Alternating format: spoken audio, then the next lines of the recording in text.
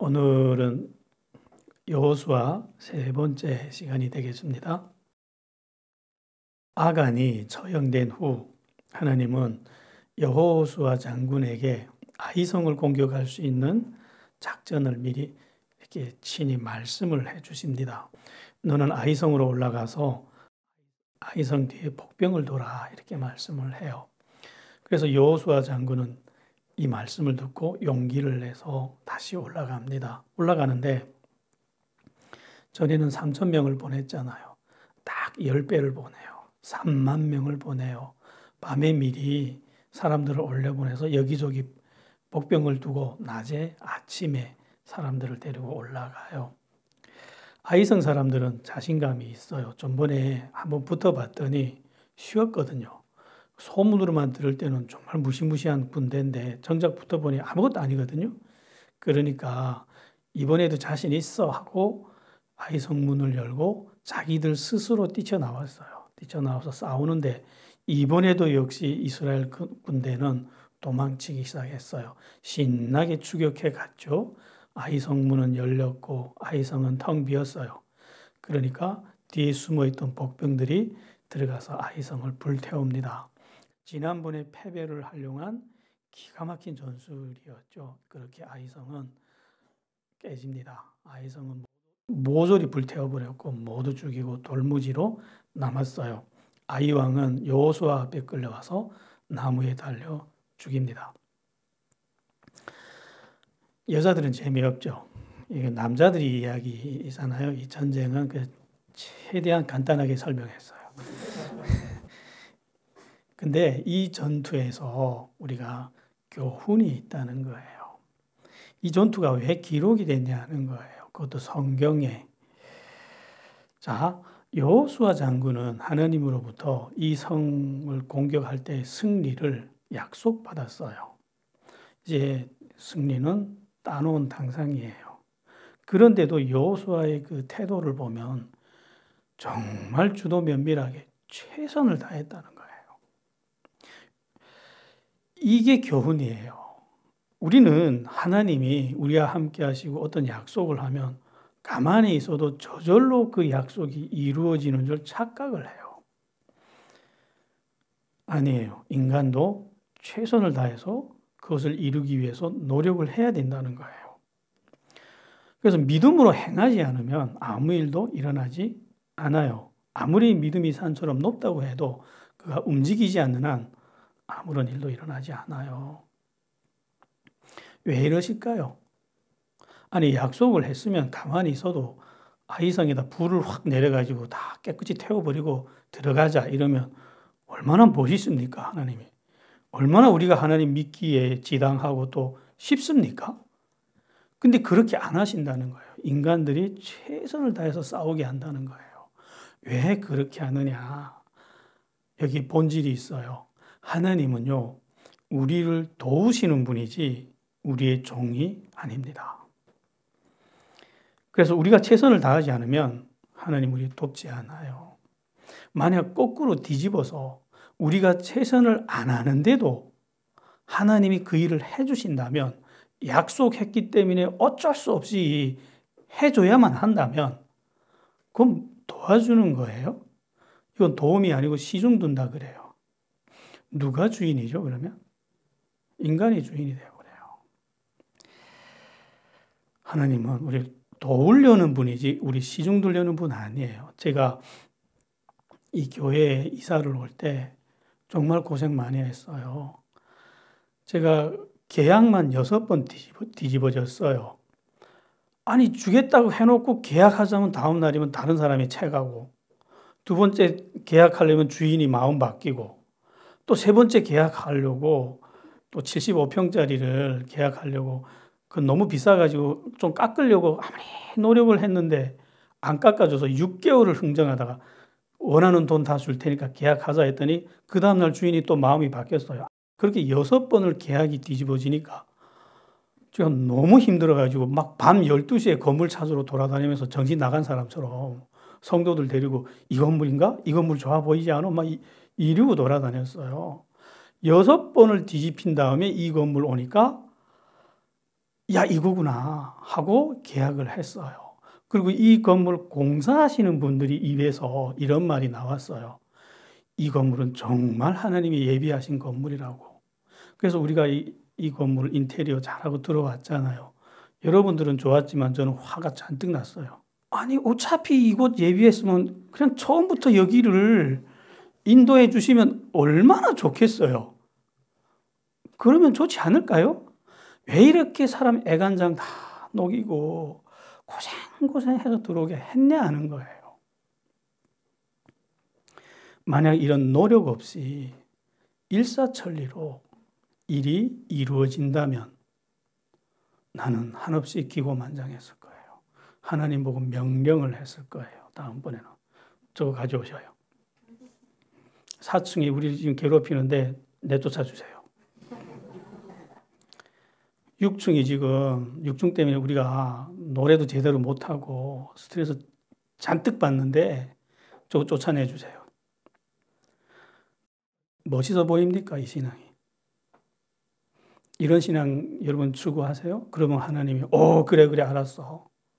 이런 하나님 만난 적은 있나요? 영원히 못 만날 거예요. 그런 하나님이 아니기 때문에 우리가 최선을 다한 다음에 하나님이 언제부터 움직이냐면요. 우리의 능력이 끝나는 자리에서. 그 다음부터 하나님이 우리를 돕습니다. 안 그러면 그건 시중이 돼버리기 때문에 그래요. 주인과 종의 위치는 하나님이 분명하게 해요. 그래서 우리가 하나님 앞에 나갈 때 이 면을 정말 조심해야 됩니다. 이게 내 뜻이냐? 하나님 뜻이냐? 내 탐욕이냐? 내 명예를 위해서 구하는 거냐?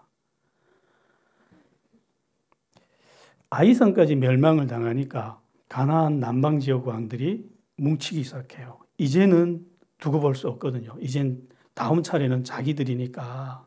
그래서 가나안 남부 지역 왕들이 완전히 하나로 뭉쳐서 큰 군대를 만들어요.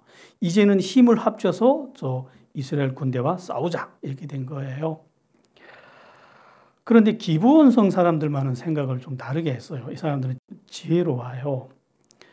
만약 우리가 뭉친다 한들 저 여호와라는 신을 등에 업고 우리를 공격해오는 저 무시무시한 군대를 우리가 이길 수 있을까? 아무리 봐도 승산이 없거든요. 그럼 항복하면 될까? 했는데 항복도 안 받아줍니다. 그러니까 이 사람들이 가만히 사람을 파송해서 알아봐요.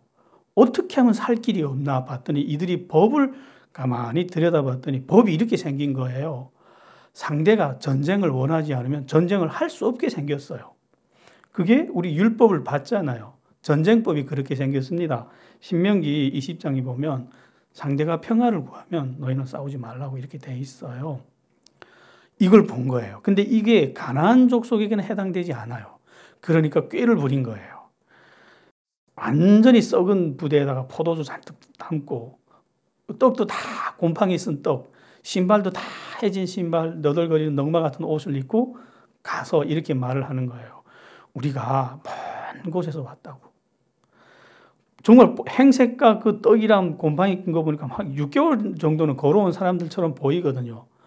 우리가 당신들의 하나님이 그 위대하심을 우리가 봤다고, 그 강하심을 봤으니까 우리하고 약속 좀 하자고, 우리가 조약을 좀 맺자 그래요. 우리하고 평화롭게 지내자고. 그러니까 법이 그러니까 여호수아 장군이 조약을 맺습니다. 그런데 여호와 하나님의 이름으로 약속을 맺어요. 우리는 너희를 공격하지 않고 친구처럼 지내겠다. 그랬다가 며칠 후 봤더니 옆에 동네 사람들이거든요. 이거. 그래서 이스라엘 백성들이 너무 화가 난 거예요. 아니 공격하려고 봤더니 약속이 있는 거예요. 근데 약속을 할 때 상대방이 거짓으로 속여서 약속을 했다면 그 약속은 효력이 있나요? 그건 없어요. 그런데 이스라엘 백성들은 여호와 하나님의 이름으로 약속했기 때문에 지킵니다. 야, 이거 쉬운 거 아니에요. 이 사람들. 그거 털어먹으면 그 안에 돈이라면 얼마나 많겠어요. 그거 포기한다는 말인데 그래도 지켜요. 그런데 이 소식을 예루살렘 왕 아도니 세덱이 들었어요. 아니 지금 몽땅 같이 힘을 합쳐도 지금 될까 말까인데 한 사람이 한 성이 배신을 했잖아요. 그러니까 너무 화가 나니까 원래 그 전쟁에 들어가면 그런데요. 적보다 더 싫은 게 미운 게 배신자래요. 그래서 우리가 너부터 공격한다 이렇게 된 거예요. 그래서 이 남방연합군이 기브온을 공격하려고 왔어요. 그러니까 기브온 사람들이 여호수아 장군에게 우리 좀 살려주세요 하고 막 전가를 보낸 거예요. 이 소식을 듣고 하나님이 또 여호수아 장군에게 이렇게 말씀합니다. 두려워하지 마. 그들이 아무리 숫자가 많아도 두려워하지 마. 내가 그들을 내 손에 다 넘겨줄 거야. 그들 중에 한 사람도 너를 대적하지 못할 거야. 이 말씀을 듣고 여호수아 장군이 가요. 가는데 10장 9절에 보면 이렇게 기록이 되어 있습니다. 밤새도록 올라갔다 그래요. 실제 지도에서 보면 이 기브온과 길갈 사이의 그 거리를 재보면 40km 정도가 됩니다. 40km면 우리식으로 하면 몇 리예요, 이거? 100리죠. 밤에 100리를 걸어봤어요, 여러분들? 갈 수는 있어요. 근데 완전히 지쳐요. 밤새 달려간 거예요, 이 사람들이. 밤새 달려가서 해 뜰 때 도착한 거예요, 아침에. 남방연합군은 기겁을 했죠. 기브온하고 싸우러 왔는데 갑자기 해 뜨는과 동시에 이스라엘 군대가 나타났으니까 기겁을 하고 전열을 잃고 흩어지기 시작하니까 이들이 공격을 하는데 다 도망가요. 그런데 공격을 하는데 이 사람들이 지치지 않아요. 밤새 얼마나 뛰어왔다고요? 100리를 뛰어온 사람들이 하루 종일 전쟁을 하는데 지치지를 않아요. 누가 힘이죠? 하나님의 힘이라는 게 보이죠. 그래서 막 전쟁을 하는데 하나님이 함께 하겠다고 약속했잖아요. 그러니까 이런 기이한 일들이 일어나는 거예요. 우박이 떨어지는데 그것도 막 주먹만한 우박들이 떨어지는데 이러면 전쟁 못해요. 근데 신기하게 이 우박이 다 그 가난한 사람들만 때리는 거예요. 그날 칼에 죽은 자보다 우박에 맞아 죽은 자가 더 많더라. 이렇게 돼 있어요. 신나죠, 이러면. 그래서 막 전쟁을 하는데 하루 종일 하는데 저녁이 찾아온 거예요. 해 떨어지는 거예요. 이제 밤이 돼서 다 꽁꽁 숨어버리고 흩어지면 정말 어려워집니다. 왜냐하면 지금 한데 뭉쳤기 때문에 이때 한꺼번에 죽으면 남부 지역은 한 번 전투로 다 얻을 수 있잖아요.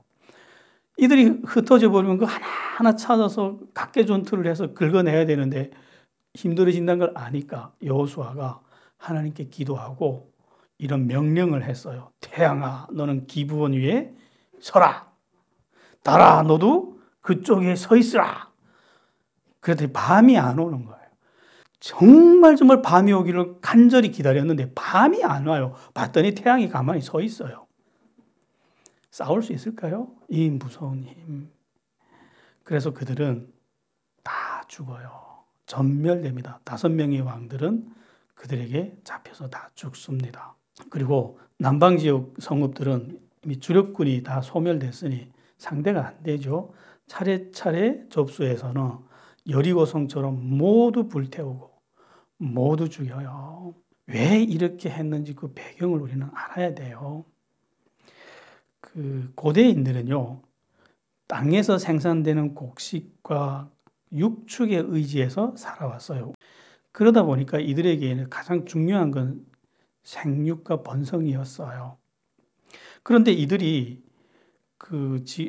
지금으로부터 3000년 전의 사람들이 무엇을 그때 이미 발견을 했냐면 모든 열매는 암수의 결합에 의해서 만들어진다는 걸 발견을 했어요. 지금 우리는 초등학생 수준의 지식도 안 되지만 당시에는 이게 엄청난 영험한 비밀을 깨친 거예요. 자연의 지금 비밀을 오묘한 이치를 깨달은 거예요. 그래서 이 사람들에게는 뭐가 그 다음에 관심이었냐면 무엇이 암수를 결합하게 하느냐 하는 거예요. 이게 아무 때나 결합해도 안 되잖아요, 이게. 그래서 무슨 힘이, 보이지 않는 힘이 이 암수를 결합시키느냐 하고 연구를 하다가 이거 가지고 종교를 만들어낸 거예요. 바알과 아세라라는 신을 만들어냅니다. 근데 바알은 태양신이에요. 남성을 상징합니다. 아세라는 달 신이고 여성을 상징해요. 그래서 이 하늘에서 이 두 신이 결합을 해야 땅에서 암수들이 열심히 만나서 열심히 새끼를 잘 치면 땅에서 무슨 일이 일어날까요? 농사를 지으면 풍년이 오고, 양을 키우고 소를 키우면 열심히 불어나고 사람도 번성하고 이렇게 된다고 주장을 하기 시작하는 거예요. 이게 바알 종교 교리입니다. 어떻게 들어보니 그럴듯해요? 여러분, 사탄은요 100% 거짓말을 안 합니다. 한 줌 진실과 거대한 거짓을 뒤섞어요. 항상 지금도 그래요. 아담 때도 그랬고 그때도 그래요. 지금도 그래요. 그래 얼핏 들어보면요 맞아요. 이 사탄이 하는 말이. 당시 사람들이 입장에서 이런 이치에 있는 말을 들어보면 어떻게 공감이 갈까요? 안 갈까요? 가죠. 여러분들처럼 대학 졸업생들이 아니에요. 그러니까 과연 그렇구나 하고 바알 종교의 교리를 받아들이는데 거침이 없었다는 거예요. 그런데 이 두 신이 교미를 해야 땅에서 풍년이 오는데 돌로 만든 신들이 흥분을 안 하네. 그래서 흥분하게 해줘야 되는데 인간들이 그걸 흥분하게 해주려고 즐겁게 해주는 거예요. 두 신을 갖다 놓고 앞에서 집단 선교를 해요. 집단 포론을 해요. 그게 바알 종교의 예배입니다. 고대 시기는요 종교가 문화였고요. 문화가 곧 종교입니다. 예배가 이 모양이니 이 종교가 그들의 삶에 스며들었을까요? 그대로 적용됐죠. 그래서 그들의 삶의 방식을 보면요 동적으로 극단적으로 타락했어요. 동성애는 기본이고요. 짐승과 교잡하는 것도 부끄러워도 안 했어요. 그리고 그들은 어떤 신을 섬겼냐면요 몰렉이라는 신을 또 섬겼어요. 몰렉이라는 신은요 이 청동으로 만드신 큰 항아리예요. 항아리 꼭대기에다가 소대가리 얹혀놓고 사람 팔을 2개 붙여놨어요. 이렇게 앞을 향해서 이렇게 내밀고 있는데 이 몰렉에게 예배를 드릴 때는 이렇게 합니다. 안에다가 불을 피우는데 이 청동 항아리가 하얗게 달아오를 정도로 불을 피워요. 그 다음에 그 2 팔 위에다가 살아있는 아기를 올려놔요. 그럼 아기가 막 몸부림을 칠 거잖아요. 그때 북치고 또 그러면 기뻐 춤추면서 희열을 그러니까 찬양하면서 기뻐하면서 예배를 드려요. 왜 이렇게 예배를 드리느냐? 이렇게 해야 저 신이 우리를 보호해주고 전쟁에서 보호해주고 풍년을 가져다 준다고. 그래서 그 풍년을 위해서 자기 아이를 불에다 던져요. 그걸 보고 또 기뻐해요. 사람이 이 정도 되면요 더 이상 개종이 불가능합니다. 이런 거는요 이런 사람은 고쳐서 못 씁니다. 하나님도 포기했어요. 소돔과 고모라보다 훨씬 더 타락한 곳이 가나안 지역이었어요. 그래서 가나안 유적들을 지금도 발굴해 보면요 몰렉이 있던 그 예배 자리 보면 아이들이 해골이 그렇게 많이 나온대요. 이런 예배가 온 나라에 만연해 있던 거예요. 이 예배가 이런 종교가 어디서 출발했는지 아세요? 바벨론에서 출발합니다. 바벨론에서 출발해서 전 세계를 향해서 쫙 퍼져나갔어요. 그런데 이 가나안은 특별히 지리적으로 어떻게 되냐면 아시아 대륙과 유럽 대륙 그리고 아프리카 대륙이 꼭지점들이 서로 합쳐진 곳이에요. 그러니까 모든 대륙에 있는 이 문화와 종교가 다 교차하는 곳이에요. 문명의 교착점이에요, 여기가.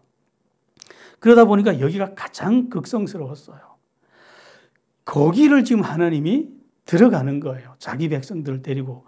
그래서 이들을 깨끗이 청소하는 거예요.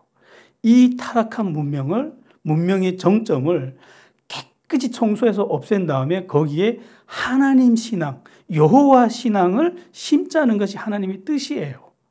이 존엄 있고 이 건강하고 이 아름다운 신앙, 인간이 정말 인간답게 살 수 있는 이 법, 이걸 가지고 이들이 들어간 다음에 이 온 세상을 향해서 이 신앙을 전파하자는 것이 하나님의 뜻이었다고요. 사실 이건 문화전쟁, 종교전쟁이었어요.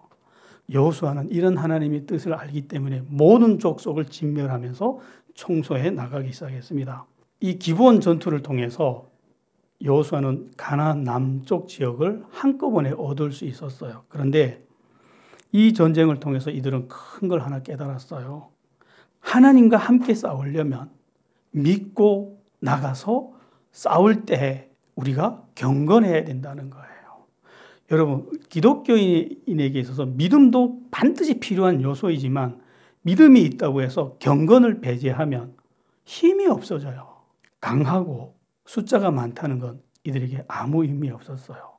정말 하나님을 믿고 경건을 갖출 때는 누구도 이길 수 있었다는 거예요. 이런 것들을 이들은 배울 수 있었어요. 남쪽이 이렇게 전투가 끝나니까 북쪽에 있는 왕들이 다시 뭉치기 시작했어요. 북쪽 왕들 중에는 하솔 왕이 리더였습니다. 이들은 너무 강대한 족속이었어요. 그래서 다시 뭉치기 시작했어요. 북쪽 왕들이 하솔 왕을 중심으로 메롬이라는 물가에 뭉쳤는데 이 숫자가 어마무시하게 많아요. 성경은 숫자를 헬 수가 없어서 이렇게 기록을 했습니다. 바닷가에 모래알처럼 많았다. 이러면 싸울 수가 있나요? 근데 거기다가 이 사람들에게는 기마병이 수천 명씩이나 있는 거예요. 여러분, 보병하고 기마병은 싸울 상대가 아닙니다. 기마병이 없는 군대는 무조건 집니다. 이것만 해도 상대하기 어려운데 전차까지 있어요, 이 사람들한테는. 전차는요, 지금 현대전에서 그 탱크 있잖아요. 그런 같은 위력의 무기입니다. 전차는 기마병보다 몇십 배로 강력한 무기예요. 이런 전차도 수천 대씩 가지고 있는 군대예요. 이런 군대가 뭉치기 시작한 거예요. 이스라엘 군대하고 싸우려고. 이 소문이 길갈에 있는 이스라엘 군대에게 왔어요. 안 무서울까요? 다들 공포에 떨었어요. 저런 상대하고 우리가 어떻게 싸우지? 여호수아도 두려워했습니다. 그러니까 하나님이 그렇게 말씀합니다. 그들을 두려워하지 마. 내일 이맘때에 내가 그들을 너한테 넘겨줘 몰살시킬 거야. 너는 그들의 말 뒷발의 힘줄을 끊고 전차를 불사르라 그래요. 이 말씀을 듣고 이들이 다시 일어납니다. 그리고 일어나서 나가서 공격을 하는데 이 전투 양상을 보면 야, 정말 기묘하게 싸워요. 하나님이 때마다 지혜를 주셔가지고. 그런데 여기서 하면 여성분들은 다 지루해서 좋을 것 같아가지고 그냥 넘어갈게요. 여기서는 따로 집에 가서 보세요. 야, 정말 기가 막힌 전투를 합니다, 이거. 그래서 이 전투에서도, 메론 물가의 전투에서도 이 북쪽 연합군을 전멸을 시켜요. 그리고 북쪽 성읍들도 다 이렇게 멸망을 시켜요. 그리고 이 전투가 끝난 다음에 이들은 말의 뒷발꿈치를 다 끊어요. 전차를 불태웁니다. 왜 이랬을까요? 아직도 전쟁할 일이 많아요. 점령하지 못한 곳이 많아요. 앞으로 전쟁을 하려면 정말 유용하게 쓰일 전투 무기들인데 이거를 왜 다 끊을까요? 정말 다 끊어요, 이거를. 왜 그러냐? 여호수아는 한 가지를 알고 있었어요. 자기들에게 임한 힘이 그걸 잃고 싶지 않아서 자기들과 함께하는 힘은 여호와 하나님의 힘이잖아요. 근데 이 힘이 특징이 있어요. 언제 강해지고 언제 나타나냐면요. 하나님만 의지할 때. 우리가 이것도 의지하고 저것도 의지하면서 하나님 보고 도와달라면 하나님 안 움직여요. 그럴 때 도와주면 하나님은 여러 개의 신들 중에 하나밖에 안 돼요. 우리가 정말 하나님만 의지할 때 하나님이 우리를 돕습니다. 하나님께 도움을 받으려면 내가 의지하는 모든 걸 내려놔야 된다는 거. 여러분들도 그렇게 하십시오. 여러분들이 어려울 때 도와달라고 부르짖을 때 안 되면 자기를 둘러보십시오. 내가 또 다른 걸 의지하지 않는지. 여호수아는 이걸 알고 있었던 거예요. 그래서 모두 불태워버리는 거예요. 그래서 그는 가는 곳마다 이길 수가 있었다고요. 큰 전투는 2번 했어요. 북쪽 메론 물가, 남쪽 기브온 전투에서 두 전투를 통해서 기브온 주력군을 다 이기면서 가나안 지역을 점령하게 되고, 그러면서 아낙 자손까지 이들이 다 깨끗이 전멸을 시킵니다. 그런데 여호수아 장군이 이 아낙 자손들은 거인족이에요. 다 죽이려고 하다가 야, 기념품으로 몇 개 남기자 하고 몇 명 살렸어요. 후대들에게 우리가 어떤 상대하고 싸워서 이겼는지 봐라 하고 자랑하고 싶어서. 그 몇 명 살린 게 마지막에는 누구 손에 죽냐면 다윗에게 죽죠. 다윗이 싸울 때 그 골리앗이 안악자 손이에요. 그때까지 살아 있어 가지고 12장에 나가면 전쟁 결산이 나와요. 총 31명의 왕들이 여호수아에게 목이 날아갔어요. 다 죽임을 당합니다. 그들은 정말 강대했던 족속들이에요. 철기군들이었고요. 반면에 이들은 노예들이었고 무기도 변변치 않았지만 그들은 다 이 노예로 만들어진 군대들에게 패망을 했다는 겁니다. 자, 여기까지가 이스라엘의 전쟁사예요. 자, 여기까지 들어보니 마음이 어때요? 이야, 우리 하나님 전쟁 잘하네. 여호수아 싸움 잘하네. 이런 생각이 드나요? 그 말을 하려고 이걸 기록한 게 아니고요. 굉장히 큰 말을 하려고. 무슨 말을 하려고 기록을 했냐면 하나님이 아브라함에게 내가 이 땅 줄게 너에게 이 약속을 한 지가 이 시점으로부터 몇 년 전이죠? 지금 점령한 시점으로부터. 이건 조금 어렵습니다. 700년. 700년 전에 아브라함, 이삭, 야곱에게 했던 약속이 이렇게 이루어졌다라는 거예요. 하나님은 그 약속을 이루셨다는 거예요. 하나님 신실하죠. 근데 너무 느리죠. 약속 이루는데 몇 년 걸렸다고요? 그래서 인간들이 하나님의 약속을 안 믿어요. 예, 하나님은 사이즈가 커서 굉장히 길어요. 그래서 안 오는 줄 알아요. 종말도 안 오는 줄 알아요. 하나님의 약속한 재앙들, 벌, 안 오는 줄 안다니까요. 하도 천천히 오니까. 그러나 명심하십시오. 그날은 반드시 옵니다. 커서 느리게 오는 거예요. 커서. 그러면 그때까지 우리 살아있지도 않은데 뭔 상관이에요? 이럴 것 같죠. 걱정 마세요. 여기서 죽는 사람 아무도 없어요. 100년 살다 죽을 사람 아무도 없어요. 예수 믿든지 안 믿든지 인간은 영생합니다. 그 영생 때문에 우리는 영원한 재앙을 당할 수 있고 영원한 축복을 당할 수도 있는 거예요. 그러니까 늦게 오는 거 아무 상관없어요. 자, 이렇게 해서 약속이 이루어졌어요. 우리가 창세기부터 지금까지 하나님의 약속들을 봤는데 다 이루어졌습니다. 그런데 이 약속이 이루어지기까지 그냥 이루어졌나요? 이들은 정말 길고 긴 멀고 먼 이 믿음의 길을 따라 걸어야만 했다는 거예요. 아브라함, 이삭, 야곱은 그 가나안 땅에서 그 약속을 믿고 300년을 살았어요. 300년, 여러분, 300년을 남이 땅에서 나그네로 방황하면서 산다는 게 얼마나 어려운 일인지 아세요? 무엇을 믿고 버텼죠? 그 약속을 믿고. 그들은 그 길을 걸었고, 야곱은 애굽에 가면 자기 아들, 사랑하는 아들 요셉이 있다는 걸 아는데, 애굽에 가면 먹을 거 있다는 걸 아는데도 가자 하니까 즐겁게 갔어요? 못 가잖아요. 왕이 자기 수레를 보냈는데도 가기 싫어가지고 터벅터벅 걸어갑니다. 가기 싫어서. 왜죠?